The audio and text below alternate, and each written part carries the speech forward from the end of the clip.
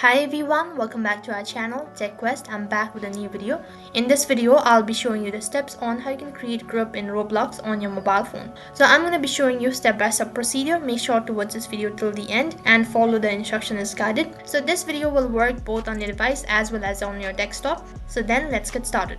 First thing, if you're on your desktop, then you need to open up your web browser, and then on the search box, you need to type in www.roblox.com/home. You can also find this link on my description box below. And if you're on a mobile phone, then you need to log in into your Roblox account. Into your account, next thing you'll be directed to the home page, and on this page in the left hand side corner, you'll be able to see a list of options. So right in between, you'll have an option as groups. You need to click on it. As you click on groups, next thing you have an option as create group.